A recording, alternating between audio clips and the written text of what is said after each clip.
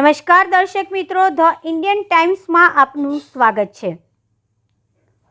છોટાઉદેપુરના બોડેલીમાંથી 15 વાહનો ઉપર લઈ જવાતો હતો વિદેશી દારૂ, 15 ખેપિયાઓ સહિત 184 પેટીઓ ઝડપાઈ। છોટાઉદેપુર જિલ્લાના બોડેલી નર્મદા કેનાલ ઉપરથી 15 જેટલા મોપેડ વાહનો વિદેશી દારૂની હેરાફેરી કરતા હોય, જેને સ્ટેટ મોનિટરિંગ સેલ દ્વારા ઝડપી પાડવામાં આવ્યો હતો।